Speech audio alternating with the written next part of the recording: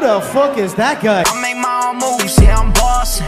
All weak bitches, please proceed to the exit. Is there no one else? Are you not entertained? Are you not entertained? We are Not For The Weak. What's going on, guys? Welcome back to the Not For The Weak podcast. It's your boy James. And Jeremy. And we're back again. Before we get too far into it, make sure you guys hit the like button. Leave a 5-star review. Be awesome. Be interactive. It helps us grow. Even if you just left a comment that said, like, what up? What up, James? What up, Jeremy? 5-star review that says, what up? I dig it. In Yeah. fact, that'll pretty much almost guarantee you a Big Bench Energy shirt. It won't, for sure. But you'll be in the running. You'll be in the running. And people are leaving 5-star reviews, like leaving 5-star comments.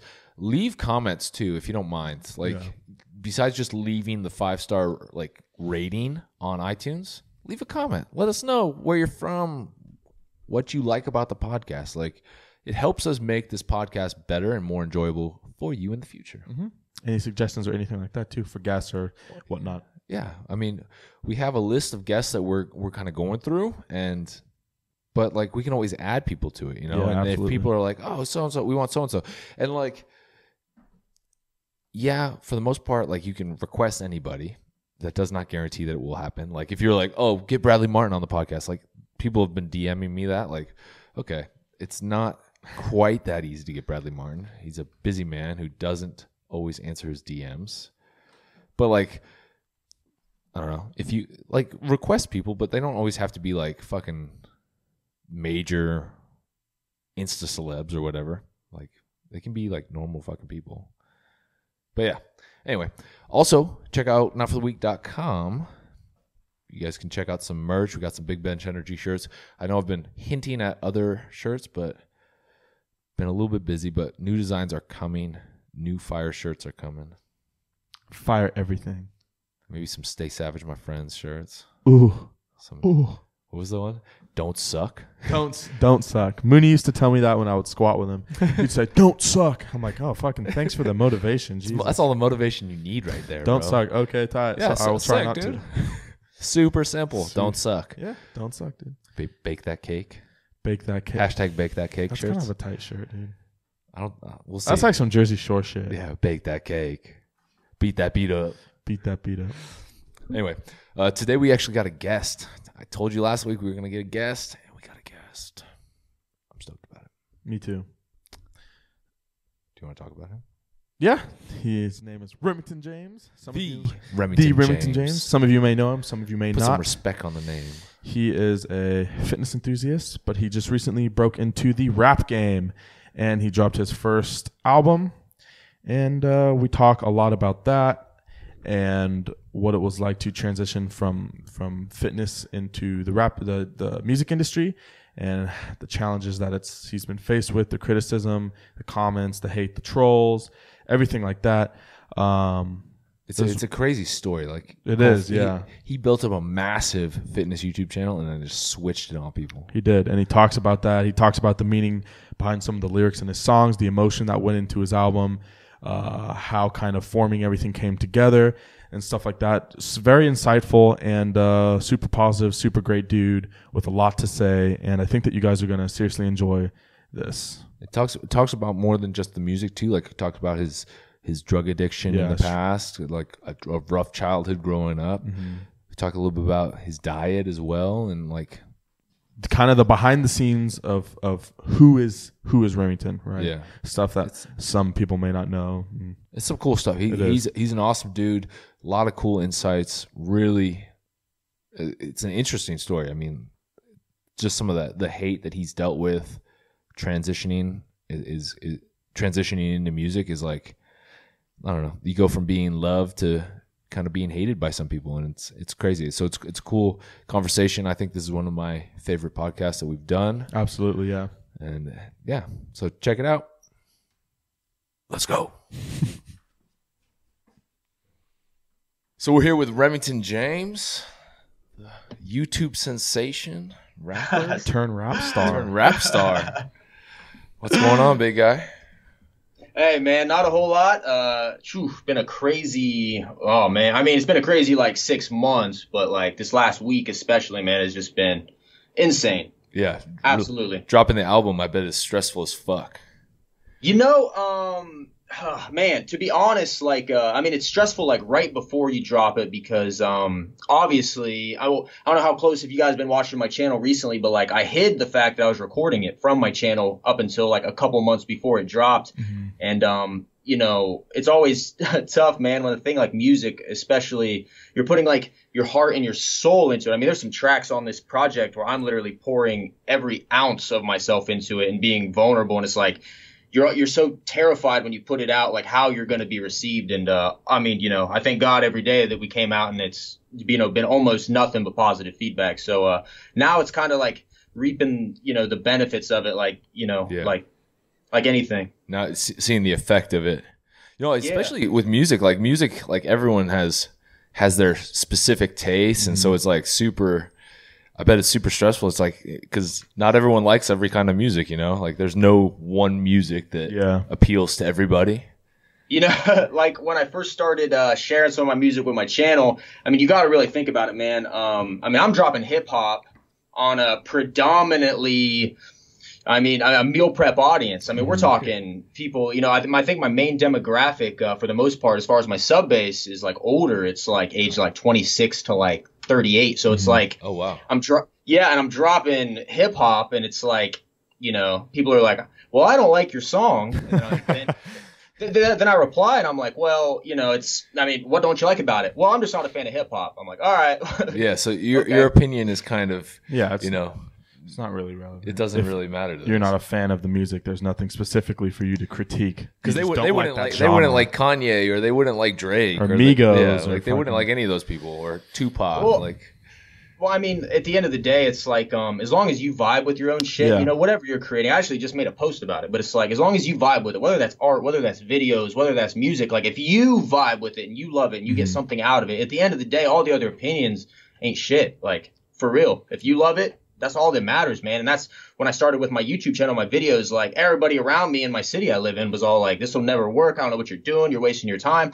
But I enjoyed what I was doing. I put my heart and my soul into it, and, you know, it paid off. So yeah, you were going to do it regardless. And at the end of the day, at the end of the day, it's really what makes you happy and what you get enjoyment out of. And if other people fuck with it, that's awesome. But if they don't, who cares? What made you want to do that switch and kind of get into the music industry? Is that something that you've always had an interest in? Have you always been an artist at heart, and you just like kind of held that back and now you're unleashing it on everyone? Or is it something that you're like, you know what, I'm going to put my foot in here. I think it's a great way for me to open up, to really express who I am. Like, I'm just curious because it's a huge switch, right? And you're opening the door to a huge industry that you weren't in before, right? So for sure.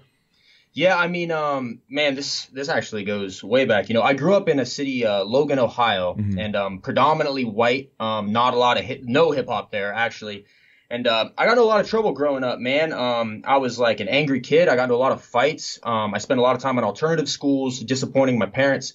And I remember sitting like in my bedroom at night, just like mad at the world, mad at myself, mad at God knows what. And the only like thing I had, you know, was the headphones in my ear and my music. And I remember watching like MTV, and you're seeing like 50 Cent, Lil Wayne, you're watching these guys come up, Jay-Z, and like in these music videos, these guys were like superheroes, like the money, the fame, the women, the confidence. It was like something I always wanted. And, you know, I've been a massive hip hop fan for as long as I can remember. It's really the only genre of music I listen to. And then when I was 19 years old, I expressed, you know, interest in doing music, recorded a few songs, but being where I was at the time, and, you know, my family telling me that it'll never work out, and everybody around me not even understanding, telling me that, you know, my music was trash. It scared me to death, and I stopped, and I shelved it for quite a bit. And then, you know, it took me, like, I don't know, like I said, I don't know how up to date you guys are on my channel, but we follow it.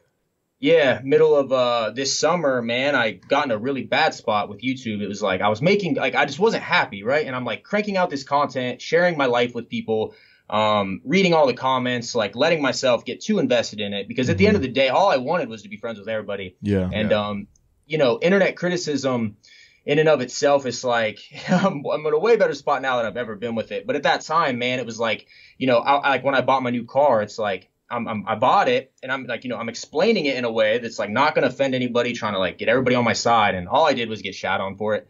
And what was the biggest, like, what were they saying the most negative shit? Like, dude, it's not even the fact that it's just like a bunch of people's opinions that like ain't shit. It's like, oh, this guy's an idiot. He's going broke, or the car ain't real, or his mom bought it for him. Like, just he leased it.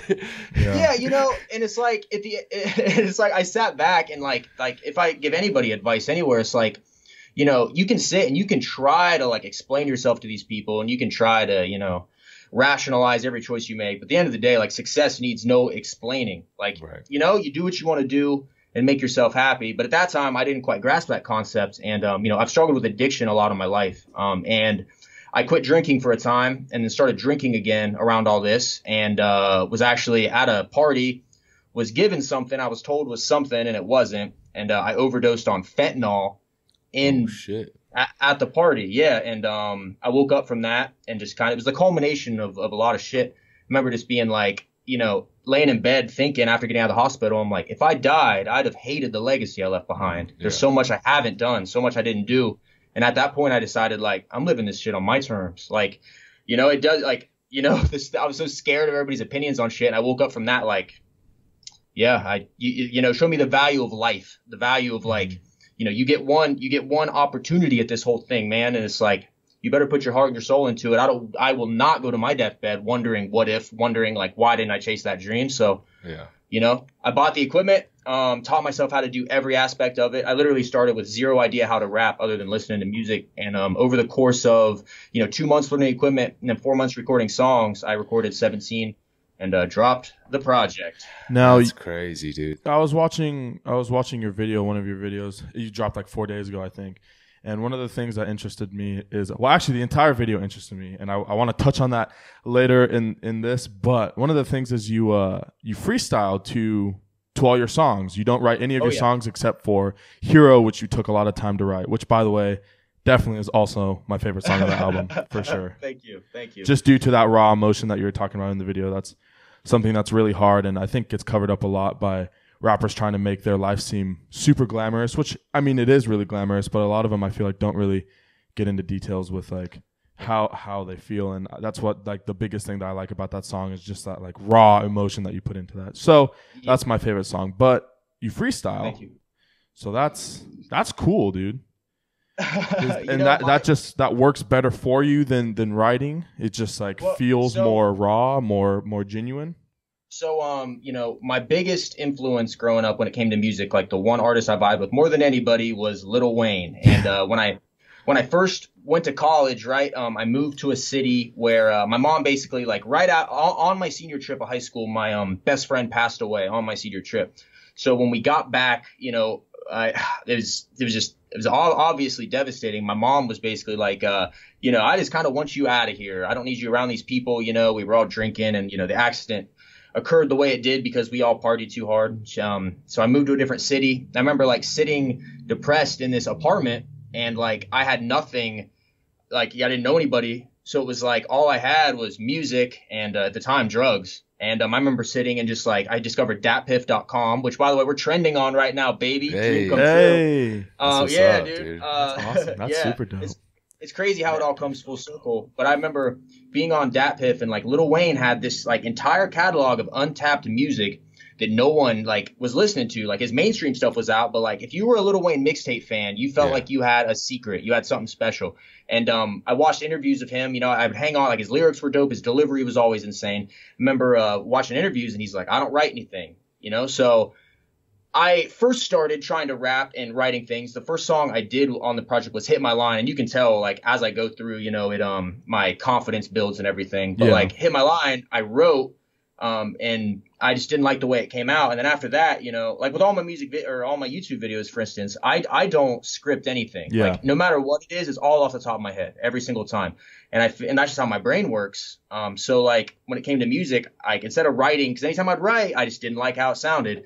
And then I was like, you know what? I'm just going to freestyle. So basically I would like let the beat play and then like kind of like absorb it a little bit, and then whatever I was feeling at that time, I would just like spit it out. And like, there's a lot of misses with that. Like you'll have lines that don't work, but eventually I call it finding like a string. Like I'll Yeah, find like an yeah. idea or something. Yeah. And then once I get that one line and I build off of it, like Villain, the intro song, I recorded in like an hour and a half, like completely fully done, start to finish. And it was just, I was so angry at, like Yeah. everything. All the internet comments, just pissed Dude. off.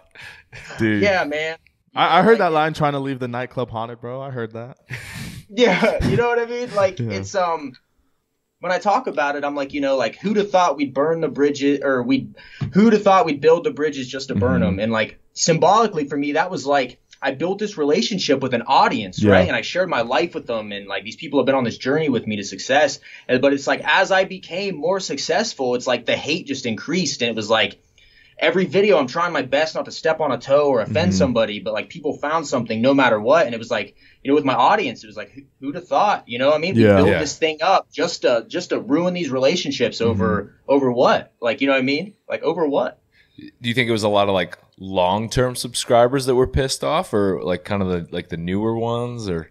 I mean, to be honest, man, the way my channel has always worked from day one is I did in the beginning, when I went on that streak of like 160 days in a row where I did a video every day and didn't miss one, right? The growth that built my channel, I made a lot of long-term subscribers there, but the majority of my subscriber base is people that were searching for how to meal prep, found a video, liked it, might have watched 3 or 4 and subscribed to the channel, and then never checked in on anything I was doing. Yeah.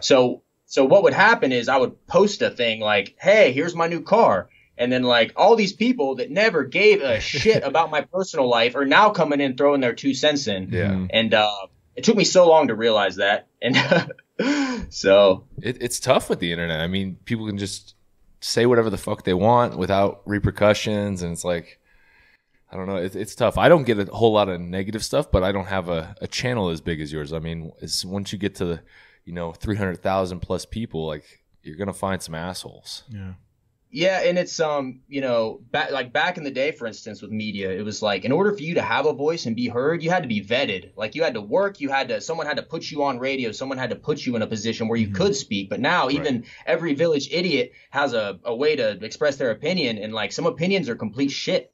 Like Well, they really are. Jeremy and I were talking about that like Yeah. a couple episodes ago. It's like, yeah, like it's great that everyone has an opinion, but some people don't need their opinion to be heard, because like like you need to be educated on something before you can start voicing an opinion. Like, dude, and that's what's wrong with the world this day is that people read a headline and they automatically believe whatever they read. They think whatever. I mean, I don't know if you guys also noticed for my album promo, I trolled my channel basically. Yeah. That was, If anybody's listening to this, I apologize for that, but it worked like a charm. Yeah. But like I'm literally sitting down and like I'm just having a blast, man. I'm throwing on every chain I own. I'm rocking a no shirt with like a parka on inside. You know what I mean? Listen, And, you rocked that, man. I dig it for sure. That's swag on another level, bro. Well, dude, like, so I'm like trolling, man, and I make a video where I sit down and I tell a story off the top of my head and I make it up. You know what I mean? I saw that. Dude, I have people, I have people like commenting that like everybody's thinking I lost my mind. They think they were like, cracked. dude, how many drugs have you taken today? Like, Yeah. Dude, exactly. But like no one points out the fact that like, I just said that all off the top of my head. it's totally and like a it actually, joke.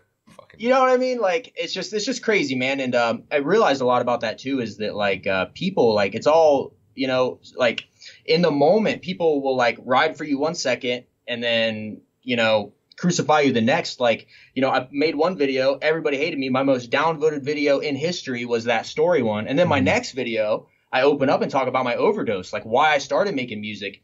And then I do that and then everybody loves me again. It was just like watching the internet just like go back and forth. And to me, it was like an eye-opening experience. And, from here on out, I am sharing zero of my personal life on my channel anymore because I've just realized that like that's just not something I'm even interested in anymore. You know? You don't think that the personal stuff is I don't know. Like you said, like the overdose, the video where you talk about your overdose and stuff.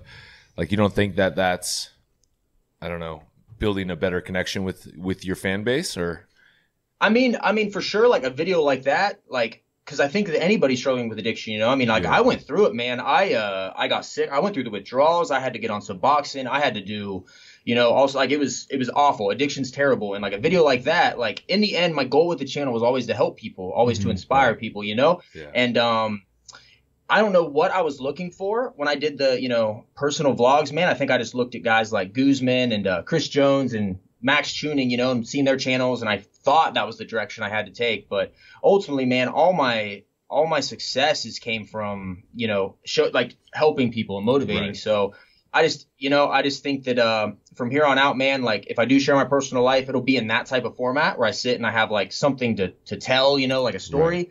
Right. But like not the day to day. You know, because like that also in and of itself is a huge hassle. Like I'm taking a camera with me and I'm doing my best to entertain these people. Some of those videos I would edit from 5:30 in the morning till 9 o'clock at night, you know, and it's like, but then for what? To get shitted on? And I just, you know, and I'm just at a point in my life where, you know, finishing this album and making Hero made me realize why I did everything I did. You know, I grew up and I was always a disappointment to my family, for sure. I was in a lot of trouble. I was, you know, not the best kid. I got into too many fights. My mom, I love my mom to death. If it wasn't for her, I'd probably be locked up somewhere, to be honest. But like my sister always had the spotlight in a way. You know, she was like the model daughter, cheerleader, you know, did everything right, whereas I couldn't do a thing right. And I think a lot of just what I wanted, the acceptance from people just came from like not really feeling like I ever got that anywhere else in my life. So I wanted to smile and make everybody like me. And then, you know, it took me forever to realize why I even did that.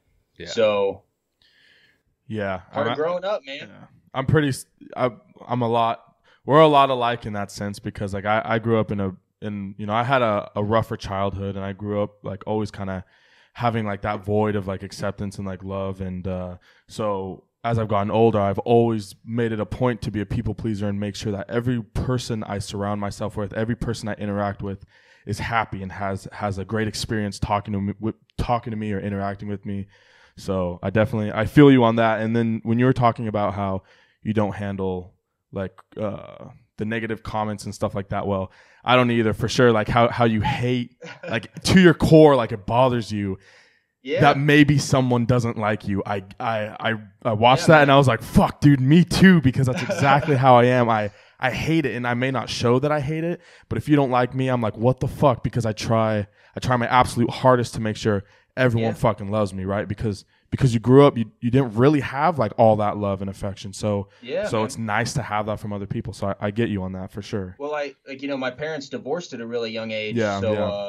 You know, there's back and forth. You're going here and there. You never really have a place that's like home. You get in trouble, you get sent over to this house, or like, okay, now your dad's got to reprimand you. You know, it was just like, and man, and I've tried my whole life just to make people like me. You know, I was a class clown in high school, man. You know, like always in trouble, always trying to tell jokes. It's all I ever wanted at the end of the day was everybody like smiling and happy. And, you know, it's not that I don't want that now. It's just that I've got to a point in my life, you know, like this music stuff right now is really taking off for me. It's like got to a point where I got to prioritize like what's going to make me happy. You know, like I spend so much time trying to make everybody else happy that now it's like, man, I'm focused on me and, you know, the people closest to me. And, you know, I'll still do my best to, you know, if I have you know, and that's what I always tell people too, is like that's the point of like, you know, the title track to the album is called Villain, right? And I talk about it like, you know, you either die the hero or live long enough to become the villain. Like I could have kept being that guy and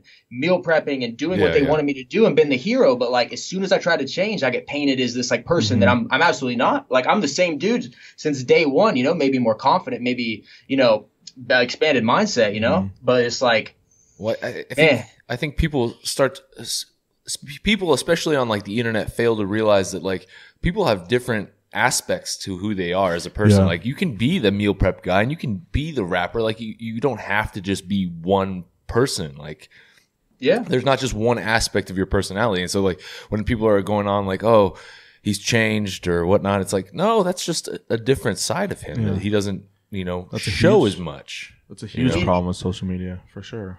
Well, like that, you know, especially my older videos, man, that like, hey, what is up, guys? Welcome. Like, like that guy is what those people needed. Right. They didn't need someone in abrasive, like being like, oh, you got to do this, or, you know, you better do this. Or you're going to suck as a human. Like they needed that person who I was and who I was for them that was going to like hold their hand and encourage them and be like, and I'm telling you, you do this, you got it. Like that's the guy they needed. And, you know, there's different facets of my life and stuff that, you know, and like the whole trolling thing started because, you know, me and Ankrum smoked a blunt and I posted a picture on Instagram and all the controversy it got, it was like the light bulb moment in my head. I'm like, you know, like, damn, this is all it takes to get people talking. Yeah. Like my Instagram page views at their highest were like 6,000 unique, right? After that post, it jumped to like 10,000. And then during the trolling week, we hit a peak of 21,000. So it's like, you know, like it says so much about like the world today, like it does, the negative ass shit, like the trolling, like people wanting to go on there and like, what the fuck are you doing kind of thing. That's what like gains popularity. And it's like Tito Ortiz said it best. He said, I don't care if people love me or hate me. Either way, they're talking about me, right? It's when they stop talking about you is when something's wrong. Yeah. So, and he's right. Look how popular he was in the UFC. Look how popular he still is with that Chuck and Tito fight, the third one. Dude, they're like old dudes, right? Yeah, but people fucking love him still. Why? Yeah. Because of the show they used to put on, how controversial Tito Ortiz was, burying people after he fought him. Like, come on, right? So it's the same thing with social media. Like with you're saying like, wow, that light bulb, I did this thing and all of a sudden it sparked all this controversy and people are like, what the fuck's going on? You're doing this and you're doing that. It's like, it's crazy because it's like, wow, look at all these people who are talking about me. And even though it may not be good, they're still talking about you and sharing your shit and saying, look at this guy, right? So it's just making you more known and attracting more people to your page. Well, dude, my DMs during that week, I can only imagine. You should have read some of these, man. I'd never really gotten death threats before. I started getting death threats. What? Welcome to the rap game. Dude. You got some death threats? Shit. Oh yeah, for sure. Some East Coast, West Coast shit right there, man. But like if anybody really paid attention to what I did, right? I hid so much of my life from the channel, you know, up until that trolling week, especially towards the end when I really let loose. And it was just like, in order for them to even accept me as a rapper and some of the stuff I was rapping about, they had to see me in every light. Yeah. They had to see me in chains. They had to see, like, I mean, dude, shit I wear, I have a chain on right now. It's like they had to see me in that picture, right? So I took that stereotype that they're painting me as and flipped it on them and went to the extreme. And then the other, and then the other side of it too, with like, you know, like when I first started releasing music, people are like, why are you rapping about drugs? What do you know about Xanax? And I'm like, well, you want to know what I know about it? You know what I mean? I've actually done quite a bit of it. Yeah, like I have hospital reports that'll prove it. Like. You know, so it's I had to like paint myself as like everything on the album I basically like unloaded in like a week. And then you know, and then overall once everything came out and all the reception, everybody's like, dude, it's been nothing but like love, man, for real. Like, but like, you know, I always say, man, like no mistakes, only lessons. It's like you learn from everything you've been through, you know? So I couldn't get where I'm at if it wasn't for those dark periods in the middle of the year and then overdosing and all that. Like I wouldn't be here. And you got to look at everything that happens to you and interpret it as a learning experience, man, or else you're failed to just spin your tires and repeat the same mistakes over and over again. So when you were dealing with the drug addictions and stuff, has that been like a continuous thing up until or was like, cause like when you were doing all the fitness and the meal prep stuff, was that still an issue, or was that kind of like it kind of disappeared for a while during that period and then kind of came back to the surface when you started getting a little bit bigger? Or?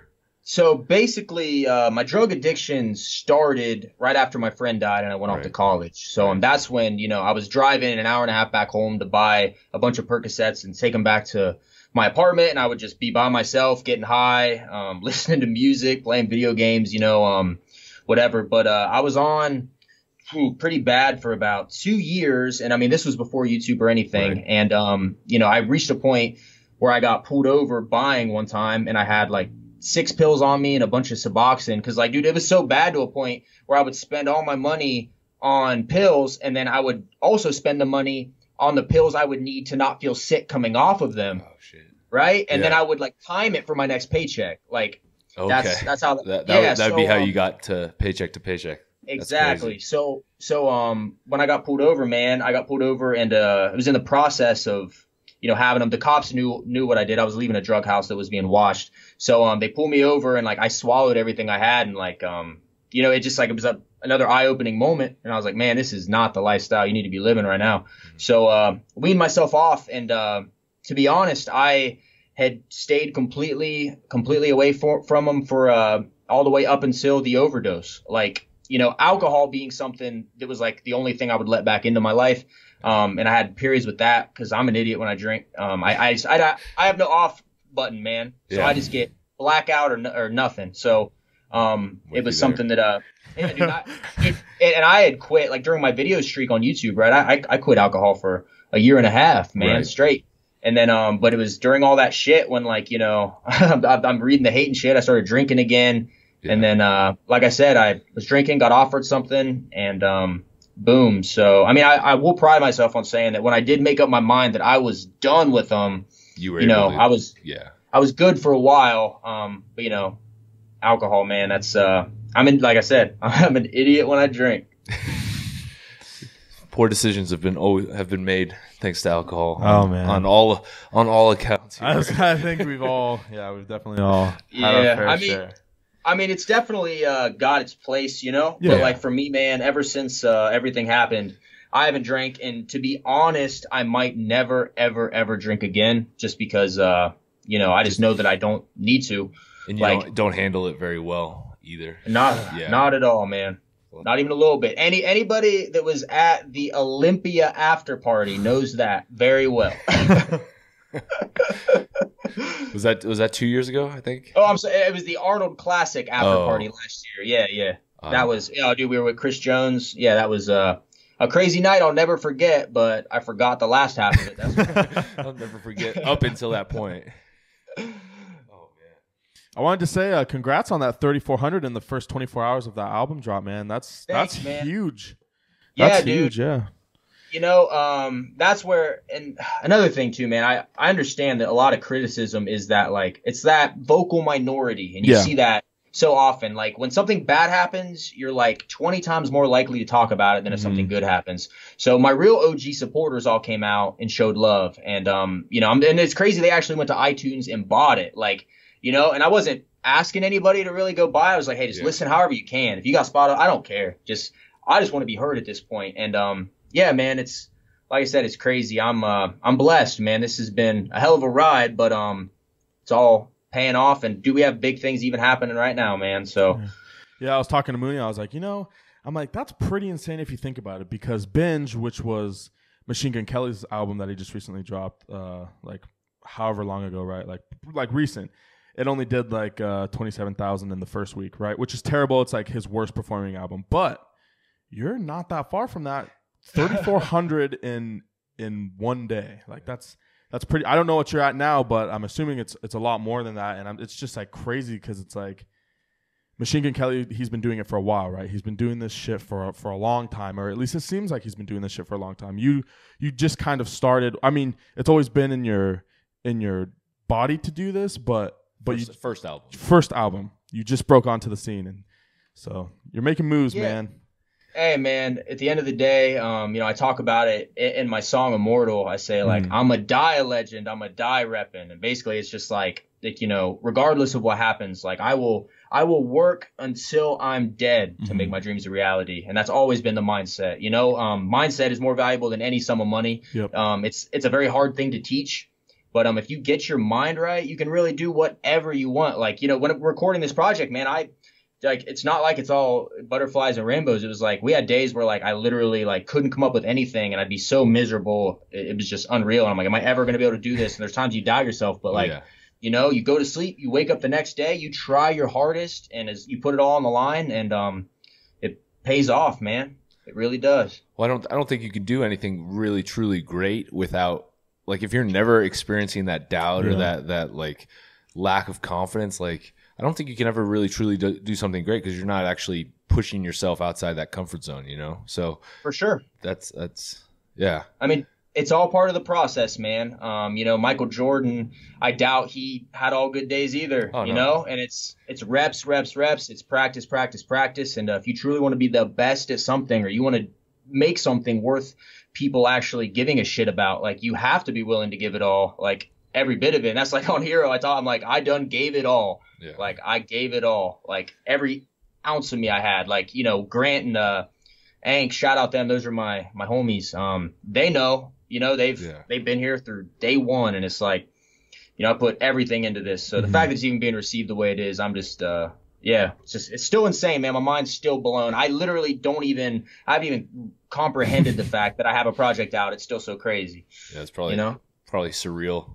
Like if like a year ago, thinking about where you're at right now, like if like a year and a half ago you told me like, oh yeah, I'm dropping an album, you know, I'd be like, what the, that's crazy. Yeah. Like, I would have been like, what the hell happened in your life that made that switch? You know what I mean?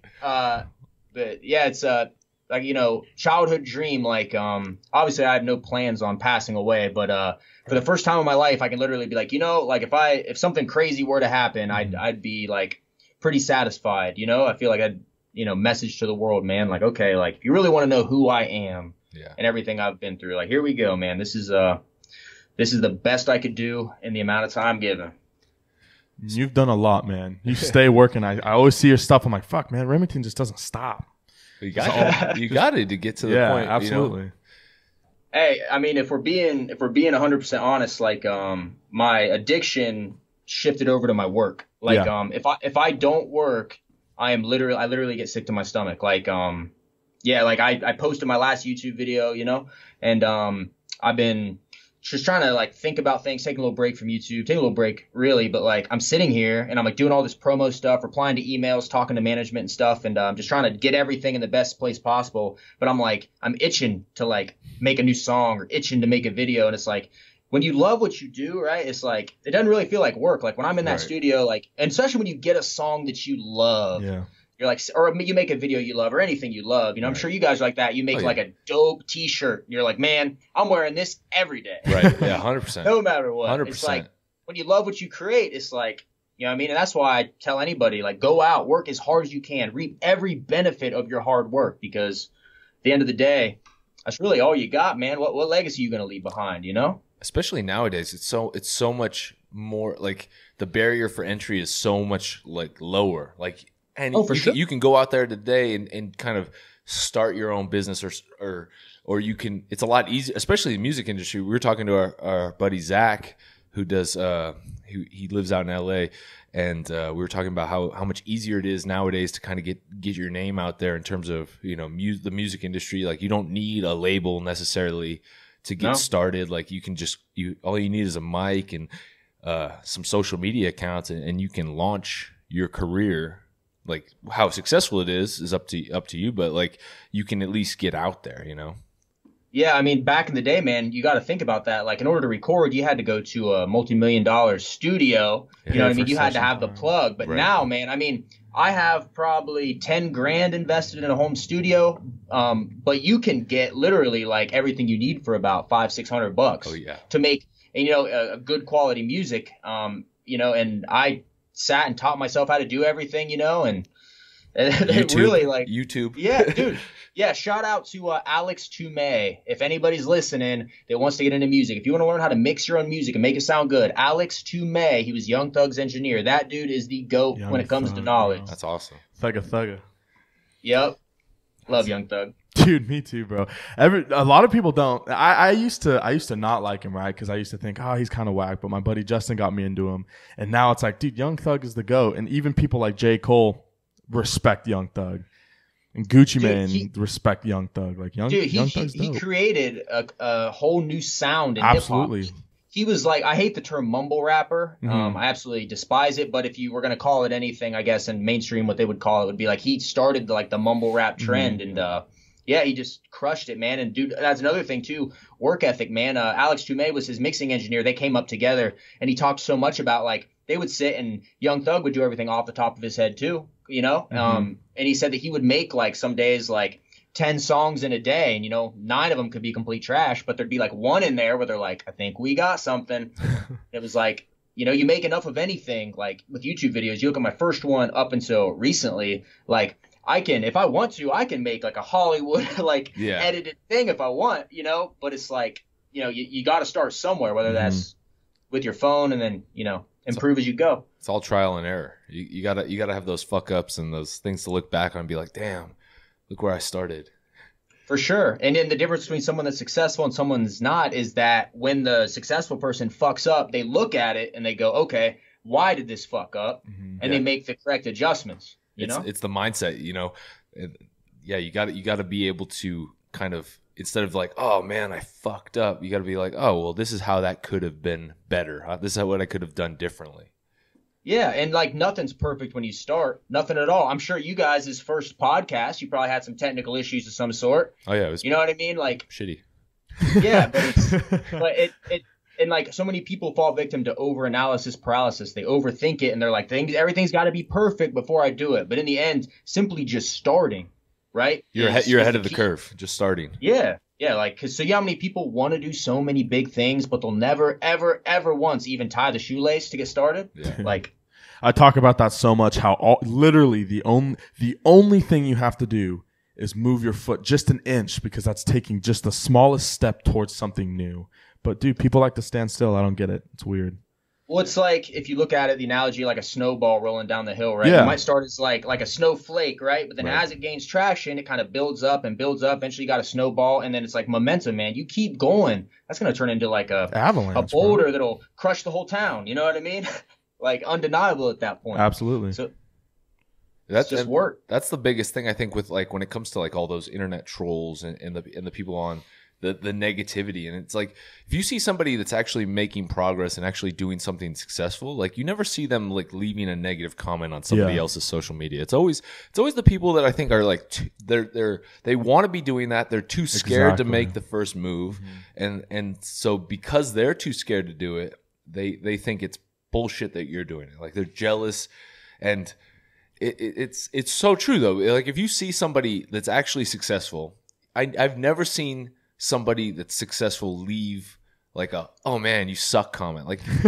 Like well, at the end of the day, if you're busy working on your own dreams, you ain't even got time to hate on anybody else. No, exactly. Like, you're doing your shit. And then plus two, like, I mean, maybe at one point in my life when I was younger, there was like maybe some jealousy, you'd see, I remember being a kid, man, you'd see a commercial of like these kids doing crazy things and super attractive and all this. You'd be like, darn it, I'm jealous of that. You know what I mean?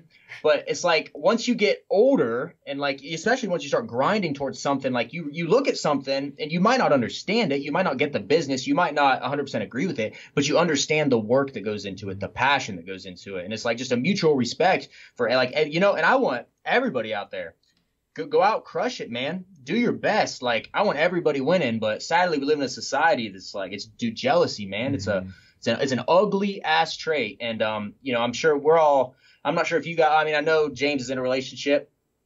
Yeah, I am too. I have a baby on the way, bro. On the way. Oh, congratulations, Thank brother. you, man. Congratulations. That's crazy. But like, in like some of my older relationships, I used to be so, before YouTube and all that, just so jealous and insecure. Like who you talking to? What are you doing right now? You know what I mean? But then like as I got more success, you just realize at some point, like you literally don't even have time for it. Like you fill your body with those negative emotions, man. Those things will run you. Oh yeah. And they'll ruin things. They'll Absolutely. ruin that relationship. Like, you'll create something out of nothing. Yeah. Oh, for sure. Yeah, I've had relationships ruined because of that, and it took me, and all of it too is just part of expanding your knowledge base and like understanding that there's multiple viewpoints on anything. Mm-hmm. Everybody's got an opinion. We stated earlier, not everybody's opinion is equal, but it's like there's different sides to every story, and like when you can open your mind up and you can look at something and like really analyze it, because this world we live in now is so black and white. Mm-hmm. You're either 100% bad or 100% good. There's no in between, and it's like you got to understand and look for those like silver linings in every situation, every story, because they're there. And if you really understand something, I mean, that's where the real knowledge comes from. Mm-hmm. It's not just a headline that you retweet and F this guy. You know what I mean? Right. It's like really look at it. Yeah. Yeah.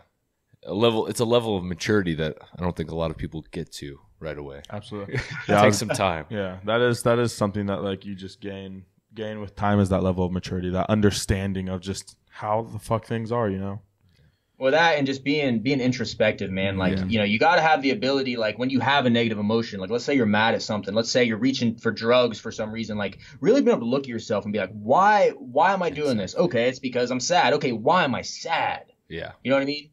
Why do I seek approval from other people? Why? And it's once you analyze that, you really break it down, you look and you go, damn, man, I'm doing this because of this shit that happened when I was a kid. Like once you really figure all that shit out, it'll make you the strongest person in the world, man. Mold your mindset into a knife.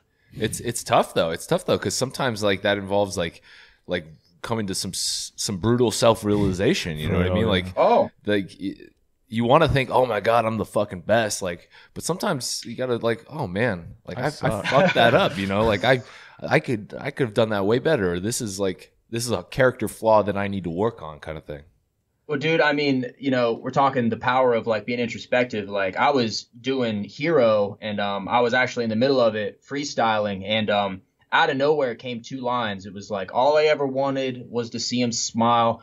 All I ever wanted is my mama proud. And I can't even explain how it happened, but it was like I spit that last line, literally the same exact line that is on the track. I stepped away from the mic and I bawled my eyes out and I couldn't even explain it. I'm like sitting there like so confused, like why am I crying right now? And it was like, you know, I always say finishing the album was like me coming to terms with my entire life, like everything I've been through, why I feel the way I do, why I've done everything up to this point. And yeah, I don't know, man, that introspective work, it can be a little tough sometimes, but it's like it's so worth it when you sit down and really, really look inside and like, you know, you weigh yourself out as a person, you know, and you remove the dead weight and you try to just be the best version of you that you can be. We're all fucked up. We all got flaws. We all got shit that we can improve on. And you're never, and that was the idea of the album, like Prototype was like, you're never a complete person. You're never done. On the back album cover, I look like the Terminator, but it's like symbolizing that like, man, the work on being the best version of you is never complete, ever. Like you should be working every day to try to make yourself better. And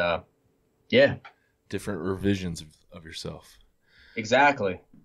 So you definitely feel like you kind of grew through this album, like gained some new perspective on yourself? Dude, you have like no idea. Like, yeah, this completely, because, you know, I started out, you know, first song was Hit My Line. And when I started with that, I was literally, me and the girl I've been with for a long time, we were on a break then because that's when I was talking about moving to Cali and stuff. And it was like, I know I'm going to move, you know, we should, you know, and that shit killed me inside. And it was like, I wrote Hit My Line and it was just about like, you know, starting to drink, being depressed, like, you know, like I'm senior with new guys, like, you know, and then I made that and like that song, like I was super depressed. And I'm like, all right, well, I need a happier vibe. Then I made Get In Line, my first time actually rapping. I was like, okay, you made that song. Now let's try to sing. And then I did Look at You. Those were my first 3 songs. And it was just like, after those 3, I was just like, all right, we got something here. You know, I'm sending it to my friends. Everybody's all like freaking out about it. Can't believe I made it. You know, I'm literally like I would, what would I call it? Like I would put it on in the car with friends in the car that I had no idea I was rapping. And we would sit there and I'd see how they'd react to it. And then, like, you know, if they didn't, you know, like someone asked me like who it was, said it was good. And I like acted like I didn't know who it was. Like I hid it from my friends for a long time too. And just as I went, man, it was just like, I felt like it was like what I was born to do. It was like, they just kept coming easier. And like, you know, like some of my favorite songs on it, like Immortal, like that I recorded that in just a couple hours. And it was like, at some point, man, it just all started clicking. And by the end of that project, I was so confident. And then, you know, I made Rockstar was the last song before I made Hero, the outro. And like on Rockstar, I'm feeling like a rock star. I'm listening back to my stuff. I'm like, this is dope. You know, this is amazing. Like I literally feel like a rock star. And then, you know, then I went to the extreme low of Hero and it was just like, I literally, the highs and the lows, man, like everything was on this. And I stepped away from it just literally, like a new man, you know, like I was born again. And, I'm taking a couple weeks off and then we are recording Project 2. And it'll be out. Yeah, I'm doing 2 more projects this year. Damn, that's the busy man. That's now. Do you ever think that you and Lil Wayne will do a track together, seeing as how he is your favorite artist? Bro, if I would want nothing more than that. And I made a promise, even like before my first track was ever done, that no matter what, before I'm done on this earth, I'm doing a track with Lil Wayne. I don't care if that feature cost me $50,000 or not. Right? Like, it's worth happen. it. It's worth it. Yeah, like that's to be like, it's so crazy right now. Like I just said, like everything was trending on DatPiff. We're on like the What's Hot this week, and like people are listening, and the feedback's been incredible. And it's just like, it's so crazy how when you really analyze everything in your life, like how many signs there are there, you know, how it all comes full circle. Like DatPiff, you know, I know it's not as big now as it used to be with all the streaming services, but it's like massive. DatPiff.com. DatPiff used to be so sick. It still is sick. It's still cool. Yeah, and it's like you know, and that was the goal too, is to get my music in front of as many people as possible. You know, I put it on DatPiff for free because I'm like, if you literally can't afford a streaming service, you can't afford to buy it. Like, I don't care. I just want to be heard, man. So here you go. And that was why, like, even with YouTube, man, everybody, when I first started, everybody's like, well, how are you going to sell meal plans and be a trainer and give all your info out for free? I'm like, because some people would never ever buy it, and that info is going to help them more than they would ever know. And ultimately, I even say it on Rockstar. I'm like, I just call it reaping my karma. Like, you know, I've done so much, and I get so many messages, and anybody that send me them, thank you, about like me changing lives and stuff. And you know, it can be so easy to be, you know, locked in. Like right now I'm in Ohio. It's snowy outside. It's depressing. It's rainy, and it's like it'd be so easy to just be like to not see the big picture. Yeah. But when you know, when you really see how much power you can have on the world, really, just by making some videos, man, and making some music, it's astounding. Yeah, it really is. That's awesome, man. That's fucking dope. Yeah, that's crazy. Do you have any plans of coming to the LA Fit this weekend? Ooh, man, to be honest, originally I was going to try, but with this album coming out and everything going on, it's been crazy. But I will definitely, no matter what, be at the Arnold Classic. So we're going to have to link up. I'll be there. Yeah, go there and represent. We've linked up every year there so far. So yeah. Yeah, the Arnold's fucking awesome. I love the Arnold's. Dude. Yeah, especially being from Ohio, man. And like, that's another thing, full circle. It's like when I grew up, you know, in Ohio and I was in like high school, even though I wasn't really big into lifting, it was like we'd go up to the Arnold Classic and you'd walk around. And I remember getting autographs from bodybuilders before I even knew who they were. Yeah. But it's just so crazy to like be there and seeing people. And now it's like the opposite. Like people are happy to meet you. People are, you know, and. No, I remember last year we walked around with you for a little bit and it was like you had a swarm of people, man. Like you couldn't even walk. I think you said it took you like an hour to get to where we were at just because people kept stopping you. It's fucking crazy, dude. You know, and that's my thing too, man. For anybody out there that's like supported me in any way, shape, or form, man. I think Jeremy talked about it earlier, but he's like tries to every conversation he has with somebody, it's like you try to, you know, make it the best, you know. And with me, it's like, you know, if you've supported me in any type of way, and I see you out, like, don't be afraid to stop me and talk because I want to talk. I want to have that energy exchange because. In a world where everything I do is so digital, right? Having that face-to-face interaction, everybody's like locked in their phones and shit. It's like we all forget what it's like to have a real conversation.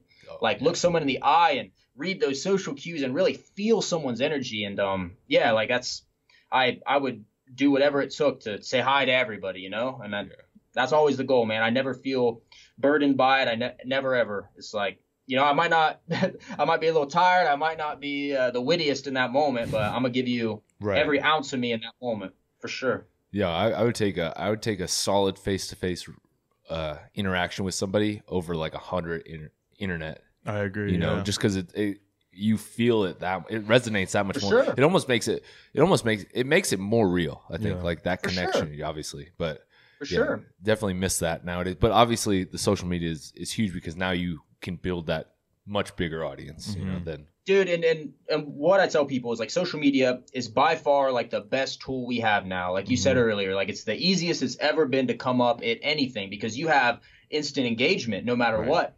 And as long as you create good content, that's really, you know, you got to market yourself a little bit, but as long as the content's good, it'll speak for itself. But on the flip side of that, it can also be our greatest weakness. You can hang on to every comment. You can hang on to every like. You can search for your validation in that.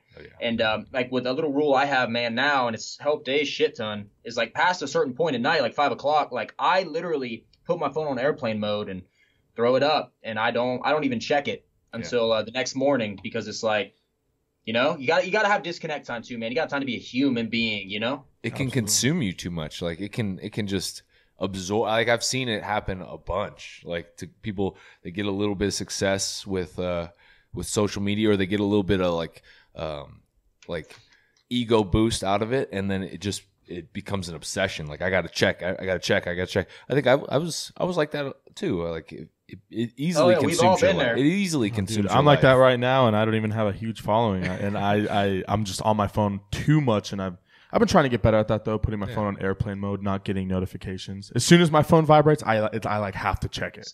So if Hey, it doesn't vibrate, I don't have to check it. Well, there's a psychological cue there. Absolutely, yeah. Like, I literally don't even have my notifications on. No, you Like can't. they're hidden. So like I can't see anything. And that was another thing too. Was like back when I was, and like a certain part of it, you have to have it on during a come up because you have to be able to see and engage. But like it reaches a point where it was like you'd get a Snapchat and you're like, I'd see it and I'm like, well, I got to open it now. And then it puts you in that rabbit hole. You're in the app. Yeah. And then 20 minutes later, you're out of it. You're like, what the hell was I just doing? Like, it'll take you off. What happened? Yeah. So like, even when I'm recording, like my phone's in a different room. Yeah. It's like if I'm recording, I'm all in on that. And it's like, I might check it, coffee break or whatever. But, yeah, man, it's a balance, man, because in this day and age, you're either creating or consuming. Yep. Yeah. Right. So what are you trying? You know what I mean? Which you got to shift that balance in your favor, and you're never truly creating to your maximum potential if you're sitting there with a phone in your hand the whole time, like zoning in and out of it, in and out of it. Oh yeah, 100%. Dude, I had a question. So nowadays with the way like the streaming, like I hear it all the time, like guys complaining about how streaming doesn't really pay as much as it used to. And I'm curious, like with the people buying the album versus them streaming it, which is better? Like, buying it 100%. Buying it? Yeah. Even though they wouldn't stream it like maybe 100 times. So I might be a little wrong here, but I'm going to give you the most accurate info I have. I'm pretty sure, and I looked it up the other day. They said it's something like so when they count numbers, right? They're like, you did this many albums in a certain amount of time. Every 1,500 streams, I think, is 1,500 or 15,000. I can't remember, but something like that adds up to one album sale. So when they're reporting that so and so did 1 million in a week, 100,000 might be like actual digital purchases, but all the other stuff's streaming. And it doesn't, dude, each stream's like, man, fractions upon fractions of a penny. Which like, if you're only in it for the money, right, then, and that's why, like, I think I'm blessed where I'm at because, and everything happens for a reason. There's points during this recording process where I'm like, I wish I would have done this younger and this and that, but it's like, I couldn't make the music I make now. And luckily I'm in a position financially where like, if I sold zero and I made zero money off of this project, I wouldn't have even gave a shit because you can't put a price on a childhood dream. Right. Yeah. Like, and passion. Dude. So it's like, at the end of the day, the money's like a side effect. And I'm so glad that people enjoy it. And, all the reviews have been good and everything. But it's like, at the end of the day, man, like what this did for my soul is so much more important than, priceless. Yeah, man, for real. And that's, I tell people too, like if you're only in it for money, you're going to find out real quick that money does not buy you happiness. Like over that summer when I was, I had money and I was spending a lot and doing all sorts of crazy shit and nice car and all that. Like, man, I was at my most miserable. It's like, you got to love yourself, man. And if you think that you're going to buy shit to make yourself happy, that is not how life works. Like, you find love with love. You got to have people around you that care. You got to have relationships that fucking matter. You got to create shit that you're proud of at the end of the day. And that's where real love comes from. It ain't in the car, man. That's for damn sure. Yeah, you can't put a price on that. That's peace of mind. Peace of mind. Yeah, just peace of mind, man, and just like, love, man. In the end, it sounds cliche. It's like, money doesn't buy happiness. You know what I mean? I mean, it can help. It can get you to a point where you're able to pursue your dreams in a better way. I could have never afforded a studio like I have in my house if it wasn't for, money. But on the flip side of that too, it's like it doesn't. Absolutely. In one of my songs, I even say like, if I could just go back to when I was broke, I'd have done it. Because I was like, when I made that song, I was so unhappy. It was just like, I'd go back to when I didn't give a shit about making people happy and having to work. You know what I mean? But yeah, it's crazy. Like sometimes I think back, like, because I've had some rough times where I've been super broke, living in my car and shit. And it's like, looking back on it, like, yeah, I hated it, but it's also like, I also like kind of have some fond memories of that time as well. You know what I mean? Dude, there's so when I was a crazy story. When I was in college, man, I ended up dropping out of college because I was partying too much. I moved to LA against my parents' wishes, and I literally ran to LA. We'll call it that. And I was homeless in LA for about 2.5 weeks. And I remember like having no possessions, having no money, and just kind of winging it. How much of an adventure that was and how freeing it was. And like the shit that happened in 2.5 weeks and the people that came out and like helped me and kept me along, man, I'll remember forever. It's it's something about like if you get too attached to what you own and your material shit, like you quit really living, man. Like so many people get so like they don't live in that moment. Yeah. You know what I mean? And like life's about, it's not about tomorrow. It's not about yesterday. It's about right now. Like I'm having a blast talking to you guys right now. Yeah. You know what I mean? You gotta be right there in that moment at all times. So 100%. So what's the plan, dude? Are you gonna maybe tour this? Are you gonna go do some shows or? Yeah, you know what, man? To be honest, everything I do, I wing it, right? Yeah. So I don't overthink anything. I just do it. When I overthink, everything goes not the way I want it to. So to be completely honest at this point, I really have no idea. The dream would be to be, selling out arenas, flying on jets with the homies, taking care of my family. Like, that's the dream, man. But in this day and age, too, especially, like, I get asked that show question a lot. It's like, there's local shows around here I could go get on. I could go perform for, X amount of people if I wanted to, smaller crowds. But it's like, in this day and age, that's not even really what makes you pop anymore, Like, I think when the time is right, I will, and it's got to be worth it. Yeah. But right now, man, I'm just focused on, creating more music. Like, towards the end of the album, I really started getting it. Like, I really started just like connecting with my music on a whole different level. And it was like, I'm just now tapping into it, man. I've only ever done 17 songs and you've heard all of them. Right. You know what I mean? So it's like, I'm just now like opening that potential up. So right now it's just, continue the grind. Yeah, man. Like I said, I want 2 more projects by the end of the year. I want to do, probably like a 10-track project here and hopefully like 3 or 4 months, maybe sooner if everything really keeps clicking. Right. And then I'd like to do another project after that, to kind of drop maybe like November or so. And just that way I can say like, look, I'm here, man. Like, at the end of the day, your work speaks for itself. And it's like, if we're talking work ethic, I'll run circles around you. Right. Like, here we go. 3 projects my first year, like all doing numbers and like, right. That's I would say that's the plan, man. Just continue to grow and network too, man. So much of this is who you know. Oh yeah, and, I can only imagine.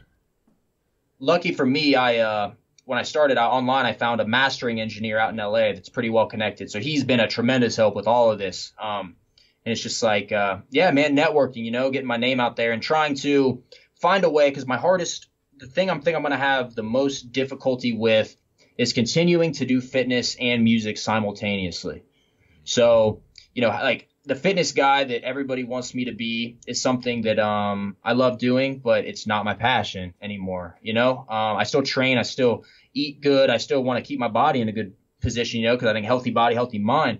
But it's like it's going to be and that's what I've been doing this last week is trying to figure out how I want to balance that. Like, how many videos should I upload? What should I do? Like, so I'm kind of working on now a second channel just for my music. And, I don't even know, man, to be honest. Like I said, I wing it. So like right now, I wish I had a solid answer on what the plan was, but, most things come to me, late at night, or, when I'm deep in thought, laying in bed, and, I take notes on everything. So it's like, if I have an idea, I'm jotting it in my little, notepad, and it's like, okay, I'll revisit it. So all I know is I'm going to work my ass off. That's all. That's all, at the end of the day, that's all you can do. Mm-hmm. That's the only thing you really can control is how much effort you put into it. So yeah, no, I feel you there. And if you put maximum effort into it, you'll get maximum out of it. And you just gotta. I always tell people too, like when it comes to creating anything, there's a certain level of intelligence required to look at your own shit and know when it's not good. Like, there's one thing for someone not to like it because they're a hater, or someone not to like it because it's not their genre, or maybe not their type, but you got to be able to look at something and be like, yeah, this isn't good. You know what I mean? Like, it might be good in that moment to put out, but you got to be able to analyze it and be like, all right, like, that was one thing too, like, when all the criticism was happening on my channel, like, all the comments about me, man, wasn't much about my music.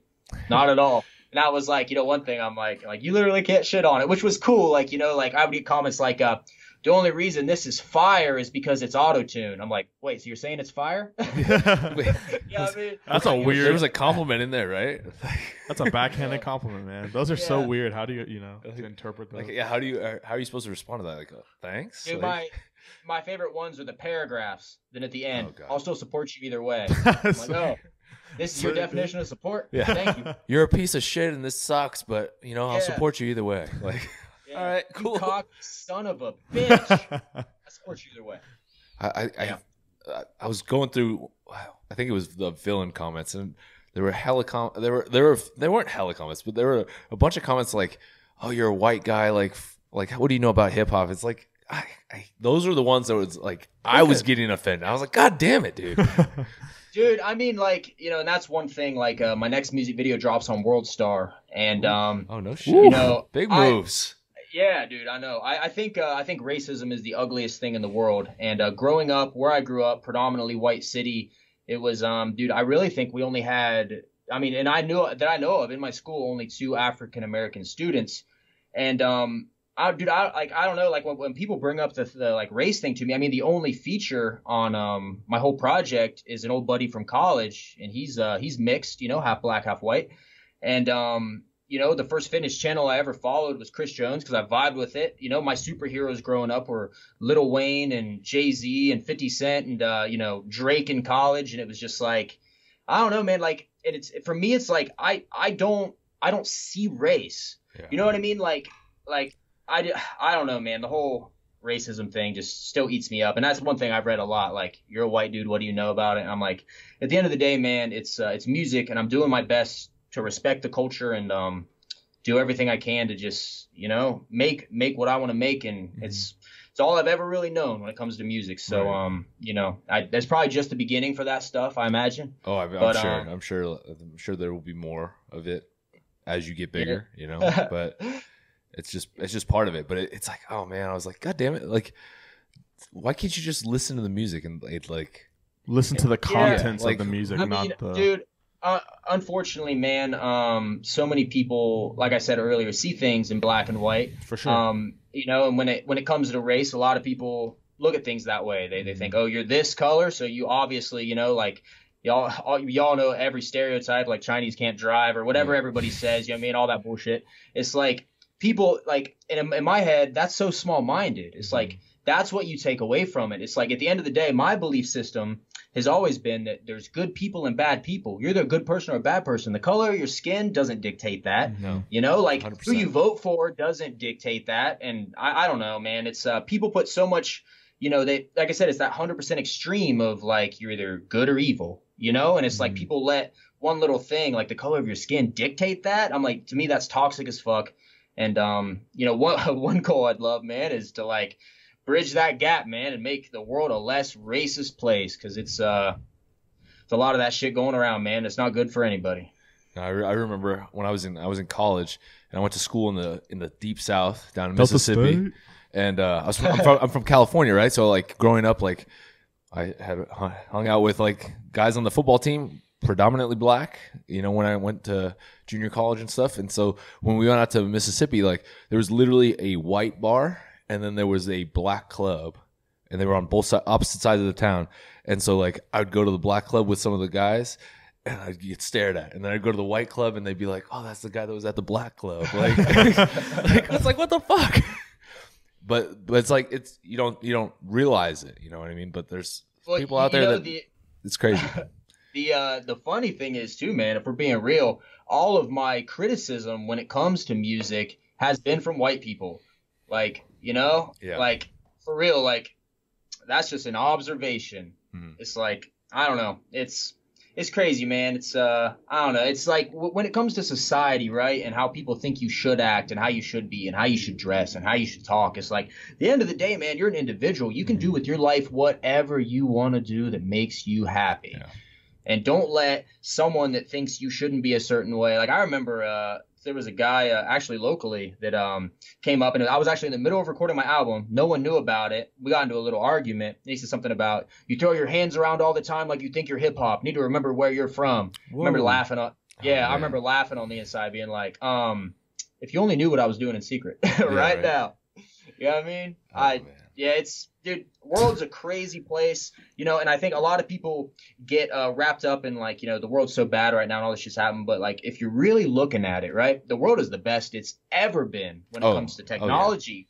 Your ability, I mean, we're able to do this shit over the internet, man. That's a blessing. Something that 20 years ago wasn't a possibility, you know? No, we couldn't do this. I'm watching you guys on a screen right now, you know what I mean? Like, this is dope. I'm able to make a project in my house and put it out and get, you know what I mean? That's the craziest thing right there. Like, record an entire album in your room. Yeah, by yourself, pressing record for every clip, coming back, and you know what I mean? Like, talk about cardio, bro. Up and down, out of my chair, nonstop. That's crazy, dude. Oh yeah. Yeah. Right on. That's crazy, man. This shit. We went for like hour and 10 minutes already. Really? Hey, Time's flying, bro. I'm just warming up. I'm in my bag when I'm talking, for real. Like, I could talk forever. That's a blessing and a curse, man. You think you'll still do some eating challenges? You gonna bro, bring those back, bro? With the launch of the music, I took every one of those off my channel. Just because, You did? I didn't even realize that. Yeah, they're all gone.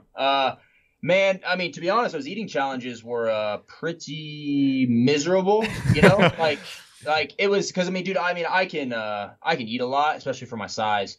But it was just like the whole day before I wouldn't eat anything. Yeah. And then I would come into that challenge and stuff myself, and then it'd be miserable for 2 days. And I mean, it did what it needed to do in terms of entertainment on the channel. Oh yeah, but those are fun. You know, since switching to OMAD, I only eat 1 meal a day. My appetites and cravings and everything are just gone, and my appetite ain't nothing what it used to be. So probably, dude, I just think from here on out, man, like I don't know, the music content is kind of like where my heart's at. You know what I mean?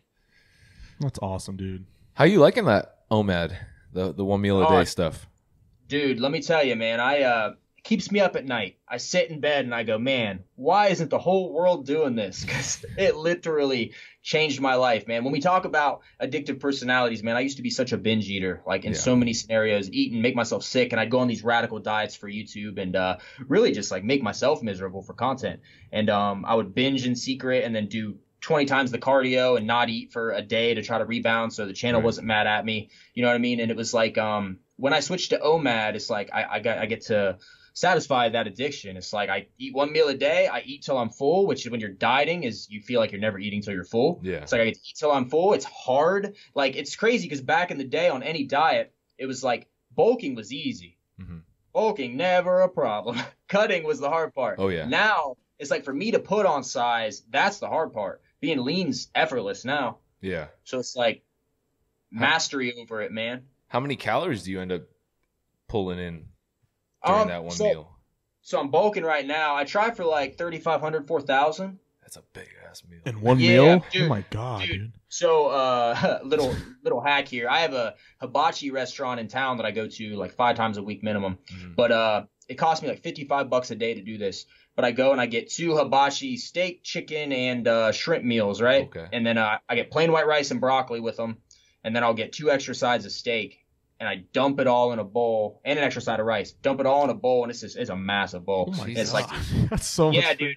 Yeah, for real. And I eat like to bulk. It's hard. Like I eat until I'm like sick. But you know, it is what it is. Well, you got to do what works for you, and if you're getting results and you're feeling good, like that's all that fucking matters. Like there's a huge issue with like a lot of the diet. Like if you're not doing a certain diet, like, oh man, what the fuck are you doing? Like, oh dude, and that's one of the most toxic things I see, man, is you get these people that get on these one diets, and it's once again that whole black and white, 100% good, 100% evil thing. It's like, this is the only way to do it. Yeah. It's like, technically at the end of the day, it's ultimately calories in versus calories out dictating your weight loss, and then making sure, you know, your macros are in tune, you're getting enough protein, carbs, and fats, like get your ratios right. But like any diet can work as long as you are burning more calories in a day than you are eating. Like that's it. Law of thermodynamics. It's science. So like whatever gets you to where you go, man. If you feel amazing eating 20 Jello cups a day, then by all means, brother, do you. That sounds actually pretty good.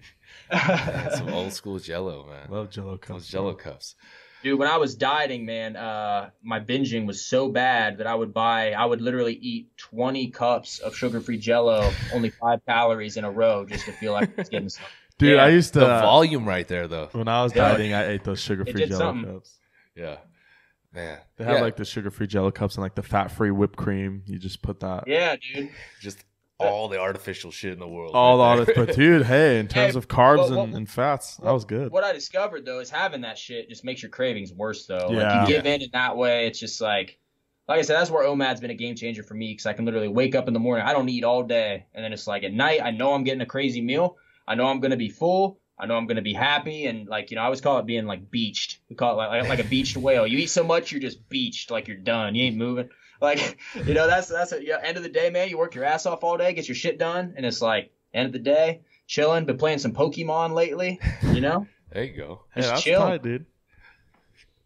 Playing some video games, huh? Hey, man, I've been a video game. I mean, dude, so when I was a kid, we talk about addictive personalities. I was so addicted to video games, like lock myself in my room and play. And it was like, especially when I was in all my trouble, I couldn't do anything else. Yeah, right. So I'd sit, dude, when Halo 2 first came out for Xbox Live, man, dude, that was the beginning of the end for me. So many different levels, man. I ran a guild, and dude, back then when that cheating was going crazy, like I learned how to do all of that, got to #1 in the world at Halo 2. Oh, no shit. Dude, oh yeah, dude, for real. I was on their website and everything. But before I got banned. But like, yeah, dude, just like that's how I've always been that way though, right? And then like I even went through when I came off of the drugs, before I found fitness, I was an MMORPG addict, and I became like on our server, right? There's like, man, there's people probably like, what the hell am I listening to right now? But in like an MMORPG, it's like there's like an economy on like in that shit, and there's like you buy and sell shit, make money, and I was like a kingpin when it came to that. Like I would farm the exotic materials and sell them, and like and like that was another thing too. It was like with life and doing fitness, I was like, when I started the channel, I was like, all right, I've been able to like crack these video games and get to the top, right? Yeah. Real life can't be much different. In the end, it's a system. You just got to learn it, Like with YouTube, I did all those videos in a row, and then I got all my keywords in order, and that shit started taking off. And like my old videos trend to this day. Like I could literally step away from my channel, never make a video again, and my channel will continue to pay me because of how search optimized all my old videos are. Wow. So it's like, yeah, it's like, which is like, that's like the struggle. It's like, do I step away completely? Yeah. You know what I mean? Can you step away, and are you okay with stepping away? And I don't know. I think on the inside somewhere, it's like, I don't know, man. It'd be very hard to do because that was my baby, man. That was like, I put everything I had into that to grow it. And back to villain again. Like, who'd have thought we'd build these bridges just to burn them? Like, that's a mindset at times. It's like, man, like you grew this. Like, are you able to step back? And I mean, one of these days I have to. I think have to. But right now I don't know. We'll see, man. Like I said, I take everything one day at a time, and I always say you don't got to worry about 10 steps ahead. You only got to think about the step you just took and the one you're about to take. So got a few more steps to take, and we'll figure something out. I sure as hell know it ain't vlogging. That's for sure. Yeah, no. I've tried to do the vlogs before, and you're right though. I didn't even do the amount of editing that you do, and I was like, this is like way too much work right here. Like, bro, try driving to the gym and dropping Grant off to film me driving on like 3 streets to have just one 12-second transition to land at the gym for your lift because you feel like that's what you need to do. Like that shit was, we always talk back about those days, and we're like, man, like I ain't going back to that. No matter what. I don't think people realize like how much effort goes into some of those vlogs. Like it's a whole production nowadays. You see some of these YouTubers, it's like watching a mini movie. Like, well, it's like a lot of your guys at the top, man, they have like PewDiePie. I love that channel. That dude makes me laugh like something else. But it's like, he's doing his video. He's got a guy that edits it. He's got all this stuff. Right. It's like I was always solo. So it's like I'd spend a whole day shooting a vlog, right? Like holding my meals off and setting up lights just to eat, just to show people what I'm eating. And then the next day I spend, fucking editing the whole thing. And then I put it out the day after that, and then rinse, repeat. And it was just like this cycle of like, and then trying to make content, like especially like fresh, especially when you're in a small town in Ohio and the weather's shitty. And it's like, yeah, it was just an endless cycle of bullshit, but got me here, I guess, and a cycle that I'm breaking. That's for damn sure. Well, it's crazy how I remember when your channel had like less than 10,000 subscribers, and now it's like, what are you at right now? You're like 350, 360. Yeah, I'm like we were at like 367, I think, and then during my troll week, I lost about 4,000, I think, and then but we're up at like 364 or almost there right now. But that's the thing people also don't get to is like people are commenting on my shit like no one's ever gonna come back. This is blah blah blah, and it's like, dude, my shit's just it's always going up. People are always finding videos. Like I said, I could step away and still continue to get subscribers. Yeah, and like those meal prep videos are never gonna go away. Like that's That's crazy. And the thing is too, man, like people think like I put like a lot of stock into that number. I don't give a shit. It's like at the end of the day, if I had 10,000 ride or dies compared to these flaky people that, you know what I mean, pop in and out, it's like I'd rather have that any day. Like, you know, you can't put a price on loyalty, which is why like my two dudes, Ank and Grant, it's like those are my like ride or die homies, because through thick or thin, through whatever, like, you know, and, you know, we've had some rough times where I'm like, you gotta trust me. But, like, it's always works out, and they've always been there. And it's like, you can't put a price on that, man, that loyalty. Like, you can't. Yeah. Yeah. No. And those hard times, that's where you find out who actually is truly that ride or die, you know? Like, oh, dude, for real. You know, like, that trolling week was a crazy week for me because not only was it, like, all the backlash on my channel, on my pages, and it was funny because, like, dude, the engagement from, like, people arguing with each other in my comments was unreal. That like, thread, yeah. Dude, that controversy sells, man. It's controversial stuff YouTube's more willing to put out in front of people, recommend it to people. Like Instagram's the same way. Like if it sees that there's engagement there, but it's like, you know, I'm going to the gym and it's like people are looking at me different here in town. You know what I mean? Oh, They're like, really? what's going on? Yeah, dude. Yeah, man. And it was like, but like the thing is that like through all of that, like it's like everybody knew when my project dropped. Everybody knew it was January 17th because you were in there reading those comments, whether you liked the post or what, thumbs up the video, thumbs it down, or commented, whatever. Like everybody was in there because they wanted to see what was going on. Yeah. So like that shit was executed masterfully. Like I could make one video where everybody hates me. I turn around the next day, make another video. They all love me again. You know what I mean? I don't know if you watched the trolling grocery haul video I did. Everybody's like, he's gone crazy. He's going nuts. So I had just uploaded a grocery haul video, and I did it in the exact same style as my first videos. Right. Like, what is up? And I do a whole grocery haul, right? Up until the end. Then I give a talk, and I'm like, when you try to go out and pursue your dreams and you try to do something outside of the box, the people around you aren't going to want you to change. You know what I mean? I did this whole like talk, and then like it glitched out, and then I was laying on the couch in chains and jewelry. I'm like, man, that was a terrible nightmare. I walked away.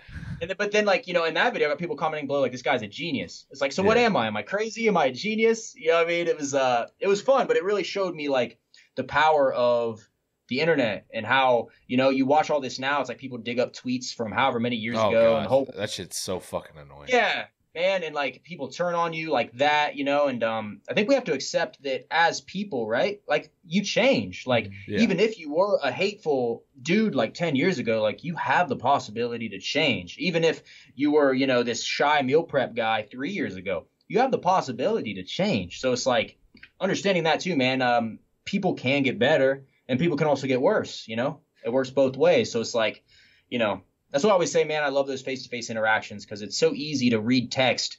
You know, like when I made that post and I said, you know, me and Hank smoking the blunt, the thing that sparked it all. And I said, man, I really hope my boss doesn't drug test me. Like the voice that I had in my head when I said it was like a joke. You know what I mean? Right. But everybody took it some type of way. And I was like, just oh, man, your boss is he's going to drug test you, Rem. You're screwed. You're fucked, bro.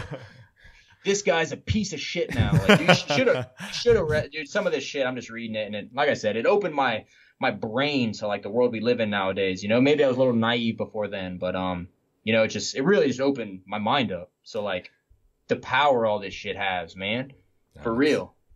It's crazy. Like, and you're right though, but people fucking change and people evolve, and like who you were even last year is not necessarily who you are today. You know, like Facebook memories is fucking crazy for me. Like I'll look back at Facebook memories from like 10 years ago, and I'm just like, what the fuck? Who the fuck is that guy? Like that guy sucks, dude. Oh, dude, dude, so funny. When I was in college, what I would post a lot was Lil Wayne lyrics. Oh God. So like I would put like the other day one popped up and it was like I'll put his brains on the motherfucking window, and I'm like why would I post that on Facebook? No one had any idea what that was from. You know what I mean? So, no context whatsoever, but people are like, whoa, okay. Whoa, Remington's about to go kill somebody.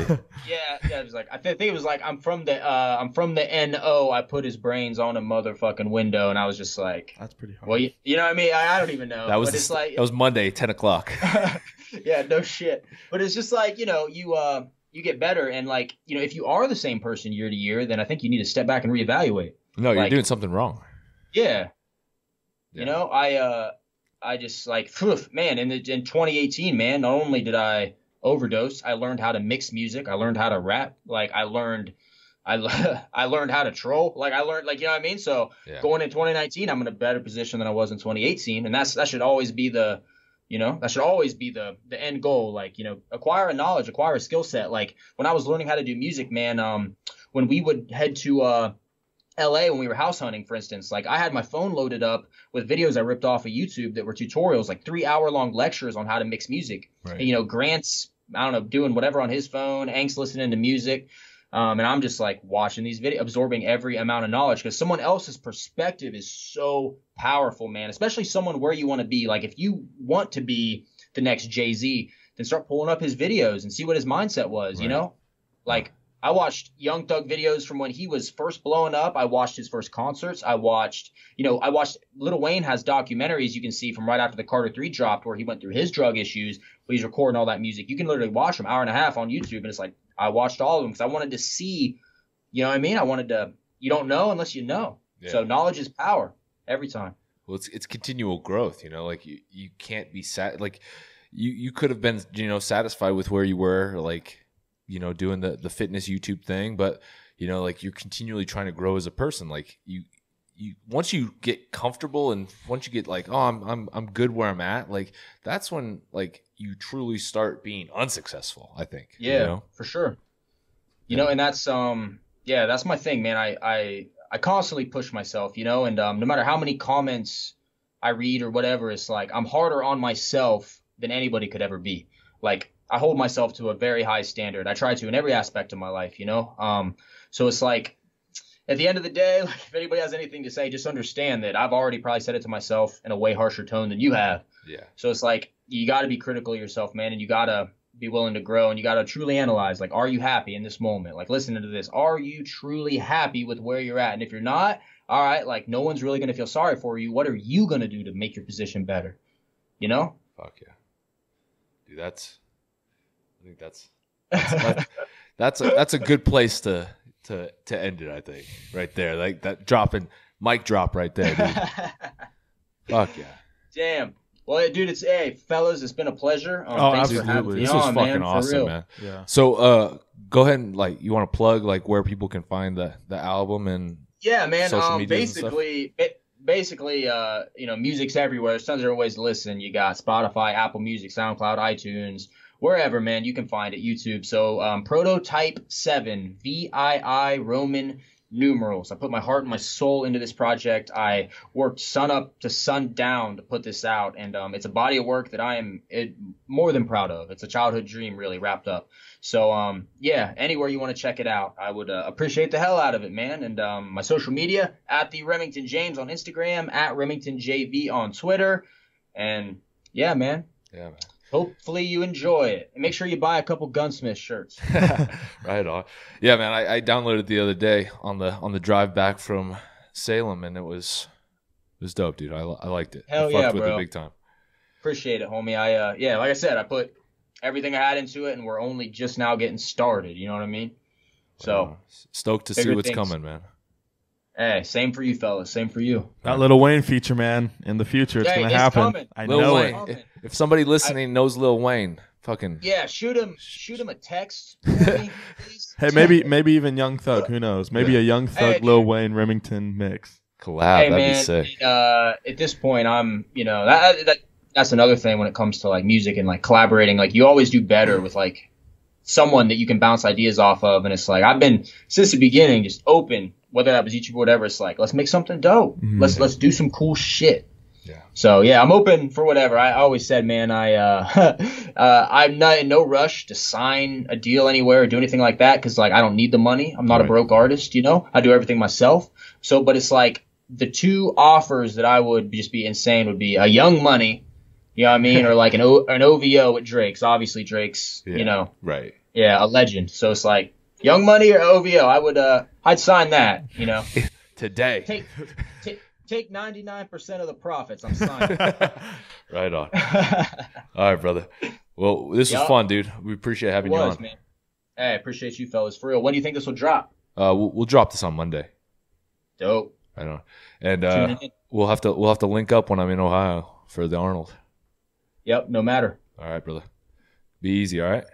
Yep. Later, fellas. Later, man.